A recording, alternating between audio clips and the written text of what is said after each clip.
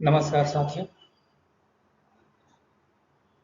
कुछ current affairs जो कि 16 अगस्त, 17 अगस्त, 18 अगस्त से संबंधित है, हम लेकर आप लोगों के लिए बीच लाए हैं।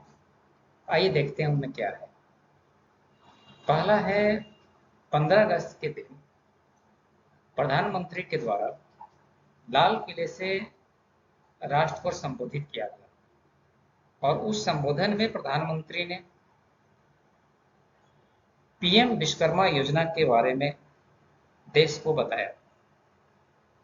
यहाँ बताया गया कि जो कामगार वर्ग है हमारे समाज का कामगार वर्ग, जैसे बढ़ई, लोहार, सुनार, कुम्हार, इस ढंग से टोटल 18 वर्गों को लिया गया है। इनके लिए केंद्र सरकार के द्वारा पीएम विश्वकर्मा योजना लाया जा रहा है। इस योजना की क्या खास खास बातें हैं वो हमने नीचे पॉइंट्स वाइज लिख रखा है। यहाँ बताया जा रहा है कि गुरु शिष्य परंपरा के तहत कौशल विकास कार्यों को बढ़ावा देने वाले कामगारों का कौशल विकास किया जाएगा। अब ये गुरु शिष्य परंपरा है क्या? एक्चुअली जो बढ़ई लोग हैं, जो लकड़ी का काम करते हैं, वे कहीं प्रशिक्षण प्राप्त नहीं करते, बल्कि पहले से खुला हुआ दुकान में ही छोटे बच्चे के रूप में ज्वाइन करते हैं। वे वहाँ काम सीखते हैं और फिर अपना काम को आगे बढ़ाते हैं। ये परंपरा गुरु शिष्य परंपरा है। वही कहानी लोहार का भी है, सुनार का भी, कुम्हार लोगों का भी है, या अन्य वर्ग जिनका नाम इसमें शामिल किया गया उनका है। तो ऐसे कामगारों के लिए कौशल विकास योजना का मंजूरी दिया गया है। यहाँ दो तरह का ट्रेनिंग दिया जाएगा लोगों को, एक बेसिक ट्रेनिंग है और एक एडवांस ट्रेनिंग है। दोनों ट्रेनिंग के दौरान जो सीखने वाले विद्यार्थी होंगे, उनको 500 रुपये का दैनिक भत्ता मिलेगा तथा ट्रेनिंग पूरा करने के बाद यदि वे अपना बिजनेस शुरू करते हैं तब 1 लाख रुपये का लोन 5% के सालाना ब्याज के दर पर मिलेगा। अगर उनका बिजनेस अच्छा चलता है तब अगले साल के लिए या अगली बार में 2 लाख रुपये का लोन उनको कुछ रियायती दर पर, हालांकि दर यहाँ भी फिक्स नहीं किया गया है, लेकिन रियायती दर कहा जा रहा है। उम्मीद है कि अन्य बैंकों के द्वारा जो ऋण पर ब्याज लिया जाता है उससे कम ही होगा, उस पर आपको लोन मिल सकता है। इसके अलावा अगर आप पूरी ट्रेनिंग पूरा करते हैं तब आपको विश्वकर्मा पहचान पत्र, जिसमें आपको विश्वकर्मा प्रमाण पत्र और पहचान पत्र भी दिया जाएगा, आइडेंटिटी कार्ड, जिसमें प्रमाण पत्र में एक उल्लेख रहेगा कि आपने कौन सा कार्य में ट्रेनिंग पूरा किया है। इस पूरे योजना के लिए 5 वर्षों का एक अवधि निर्धारित किया गया है, जो कि 2023-24 से 2027-28 के बीच का है और इसके लिए टोटल 13,000 करोड़ रुपए की मंजूरी दिया गया है। तो इसमें प्रमुख प्रमुख बातें क्या है? पहला तो पीएम विश्वकर्मा योजना है क्या? तो समाज के जो कामगार वर्ग है उनको ट्रेनिंग देने के लिए, उनके कौशल विकास के लिए लाया गया एक योजना है। यहाँ गुरु शिष्य परंपरा के तहत कौशल विकास का ट्रेनिंग दिया जाएगा, जिसमें ट्रेनी को दैनिक भत्ता के रूप में 500 रुपये मिलेगा। यदि वे ट्रेनिंग पूरा कर लेते हैं तो उनको प्रमाण पत्र और पहचान पत्र भी दिया जाएगा। बिजनेस को शुरू करने के लिए उनको 1 लाख रुपये का लोन 5% के दर पर मिलेगा। इस पूरे परियोजना के लिए 5 वर्षों का अवधि निर्धारित किया गया है, जिसमें 13,000 करोड़ रुपये की खर्च करने की मंजूरी दी गई है। बढ़ते हैं अगले न्यूज की तरफ। यहाँ है सुलभ शौचालय या सुलभ इंटरनेशनल शौचालय के संस्थापक डॉक्टर विंदेश्वर पाठक का निधन हो गया है। पिछले दिनों 16 अगस्त के दिन या 17 अगस्त के दिन इनका निधन हो गया है। इन्होंने सुलभ इंटरनेशनल शौचालय का स्थापना किया था। आज आप देखे होंगे सुलभ शौचालय लगभग लगभग हर एक शहर में प्रमुख चौराहों पर अवस्थित होता है। पब्लिक शौचालय होता है जिसका हम इस्तेमाल करते हैं। सुलभ शौचालय का स्थापना डॉक्टर विदेश्वर पाठक के द्वारा 1970 ईस्वी में किया गया था। तब हमारे देश में शौचालयों को लेकर उतना अधिक जागरूकता नहीं था। उस वक्त जो शौचालय थे भी उसे साफ करने में, जो मल इकट्ठा होता था उसे साफ करने में मजदूरों का हेल्प लिया जाता था, जिसमें मजदूर उसे हाथ से मल को इकट्ठा कर सर पर ढोकर उसे कहीं दूसरे जगह ले जाकर फेंकते थे। 1993 में संसद में एक कानून लाया गया जिस पर सर पर मैला ढोने की प्रथा पर रोक लगाया गया। इस कानून को बनाने में डॉक्टर विदेश्वर पाठक का बहुत बड़ा रोल था। इस पूरे काम के लिए, चूंकि ये समाज सेवा, बहुत बड़ा समाज सेवा था, खासकर महिलाओं के लिए, बच्चों के लिए जो कि मैला ढोने के काम में लगे हुए थे, उनसे उस काम से बाहर निकालने के लिए, एक सामाजिक उत्थान में उनका अहम रोल देने के लिए डॉक्टर विदेश्वर पाठक को भारत सरकार के द्वारा 1991 ईस्वी में पद्म भूषण सम्मान से नवाजा गया। ऐसा बताया जाता है कि आज जो हम लोग पापड़ खाते हैं, ये पापड़ अधिकांशतः 90 के दशक में उन महिलाओं और बच्चों के द्वारा ही बनाया जाता था जो कि पहले मैला ढोने के काम में लगे हुए थे। तो डॉक्टर विदेश्वर पाठक ने उनको मैला ढोने के काम से छुड़ाकर उनको कौशल विकास का ट्रेनिंग दिया और फिर उनसे समाज के द्वारा उपयोग की जाने वाली वस्तुओं को बनाने में उनका उपयोग किया और उन्हें रोजगार दिया गया। बढ़ते हैं अगले न्यूज की तरफ।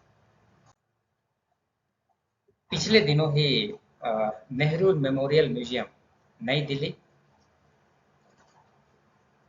केंद्र सरकार ने इसका नाम बदलकर प्रधानमंत्री संग्रहालय एवं पुस्तक सोसाइटी कर दिया है। प्रधानमंत्री संग्रहालय एवं पुस्तकालय सोसाइटी कर दिया है। नेहरू मेमोरियल म्यूजियम का स्थापना सन 1964 ईस्वी में केंद्र सरकार के द्वारा किया गया था। यह संस्कृति मंत्रालय के अधीन आता है।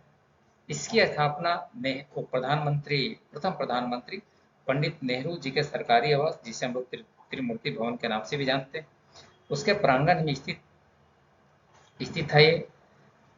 यस, इस म्यूजियम का जो मुख्य उद्देश्य था वह था स्वतंत्रता संग्राम से जुड़े सभी विषयों को संयोजित करना, खासकर वैसे विषय जिसमें प्रथम प्रधानमंत्री पंडित नेहरू का योगदान रहा है। अब इसका नाम बदलकर प्रधानमंत्री संग्रहालय एवं पुस्तकालय सोसाइटी कर दिया गया है। इसमें उद्देश्य तो वही है कि स्वतंत्रता संग्राम से जुड़े सभी विषयों को हमें संयोजित करना है। राइट, बढ़ते हैं अगले न्यूज की तरफ। नेक्स्ट न्यूज है अमृत कलश योजना। यह एसबीआई का अमृत कलश योजना है जिसमें 400 दिनों की अवधि वाले एफडी में, फिक्स डिपॉजिट में या सावधि जमा राशि पर आपको आम नागरिक को 7.10% का ब्याज मिलता है तथा वरिष्ठ नागरिक को 7.60% का ब्याज मिलता है। अमृत कलश योजना का समय बढ़ाकर 31 दिसंबर 2023 तक कर दिया गया है। आपसे प्रश्न क्या पूछेगा कि अमृत कलश योजना निम्नलिखित में से किस क्षेत्र से जुड़ा हुआ है? तो याद रखना यह बैंकिंग क्षेत्र से जुड़ा हुआ है। इसमें 4 दिनों की अवधि के लिए जमा राशि पर हमें आम नागरिकों को 7.10% का ब्याज तथा वरिष्ठ नागरिकों को 7.6% का ब्याज मिलता है। बढ़ते हैं अगले न्यूज की तरफ। यहाँ है पिछले दिनों बंगाल की खाड़ी में माननीय राष्ट्रपति के द्वारा एक युद्धपोत जिसका नाम बिंदगिरी युद्धपोत है का जलावतरण किया गया। बिंदगिरी युद्धपोत का जलावतरण बंगाल की खाड़ी में माननीय राष्ट्रपति के द्वारा किया गया है। अब बिंदगिरी युद्धपोत का निर्माण भारत सरकार का रक्षा मंत्रालय के द्वारा, रक्षा मंत्रालय में भी नौसेना यूनिट के द्वारा प्रोजेक्ट 17 अल्फा के तहत किया जा रहा है। इसमें कुल न, ओ, सब, इसमें कुल 7 युद्धपोत बनाने हैं, जिसमें से 6 युद्धपोत बनकर तैयार है। छठा युद्धपोत विंध्यगिरि का जलावतरण पिछले दिनों किया गया है। आइए जानते हैं कि ये प्रोजेक्ट 17 अल्फा है क्या। यह भारतीय नौसेना के द्वारा 2015 में लाया गया एक ड्रीम प्रोजेक्ट है, जिसमें स्टील्थ गाइडेड मिसाइल फ्रिगेटें की युद्धपोत बनाने की योजना रखा गया है। एक्चुअली ये स्टील गाइडेड मिसाइल फ्रिगेटें है क्या? इसमें रडार के से बचने की एक क्षमता होती है। यह बहुत ही कम इंफ्रारेड रेज उत्सर्जित करता है, जिससे यह दुश्मनों के रडार में नहीं आ पाता। साथ ही साथ यह भारतीय नौसेना के लिए काफी महत्वपूर्ण युद्धपोत है। 7 युद्धपोत इसमें भारतीय नौसेना को मिलेगा, जो अरब का सागर तथा बंगाल की खाड़ी में भारतीय सीमा की, भारतीय तट रेखाओं की सुरक्षा के लिए तैनात किया जाएगा। सबसे पहला युद्धपोत नीलगिरी 2019 में जलावतरित किया गया था। उसके बाद छठा अभी 2023 में अवतरित किया गया है, जिसका नाम विंध्यगिरि युद्धपोत है। बढ़ते हैं अगले वीडियो में अगले प्रश्न की तरफ। प्रयास योजना, यस, यह एनसीईआरटी के द्वारा लाया गया एक योजना है, जिसका उद्देश्य युवा छात्रों के बीच वैज्ञानिक चिंतन उत्पन्न करना है। इसमें कक्षा 9 और कक्षा 11 में अध्ययनरत विद्यार्थी, जिनकी आयु 14 से 18 वर्ष के बीच है, अगर वे कोई वैसे शोध कार्य करते हैं, कोई वैसा एक्सपेरिमेंट करते हैं जो यूनिक हो, नया हो, तब उनको केंद्र सरकार के द्वारा प्रोत्साहन राशि के रूप में 10,000 रुपये दिया जाएगा। एक्चुअली इसमें कुल जो रुपये है वो 50,000 है, जिसमें से 10,000 रुपये छात्र को मिलेगा और बाकी के जो 40,000 रुपये हैं वो संबंधित स्कूल को मिलेगा, जिस स्कूल का वो विद्यार्थी होगा। इसके लिए छात्रों को 20 सितंबर 2023 तक आप फॉर्म अप्लाई कर सकते हैं एनसीईआरटी के वेबसाइट के ऊपर। साथ ही छात्रों के साथ जिस स्कूल से वो छात्र है, उस स्कूल का एक शिक्षक, एक टीचर का नाम उसमें होना जरूरी है, जो उस छात्र को गाइड कर रहे हैं। अगर छात्रों की संख्या 1 से ज्यादा है, तब वैसे कंडीशन में 10,000 रुपये की प्रोत्साहन राशि को उन छात्रों के बीच में बांटा जाएगा। मतलब जो प्रोत्साहन राशि है 10,000 रुपये, वो एक छात्र या फिर छात्रों के समूह के लिए दिया जा रहा है। आप ऐसे याद जाने कि वो प्रति एक्सपेरिमेंट के आधार पर 10,000 रुपये है, और उस एक्सपेरिमेंट में जितने छात्र हों। लेकिन जो 40,000 रुपये है वो उस विद्यालय के लिए है, ताकि वे छात्रों को प्रोत्साहित करें, उनके एक्सपेरिमेंट में जरूरत वाली सारी सामग्रियों का व्यवस्था कर सके। बढ़ते हैं अगले न्यूज की तरफ। वेब पोर्टल उद्गम। उद्गम एक वेब पोर्टल लाया गया है आरबीआई के द्वारा।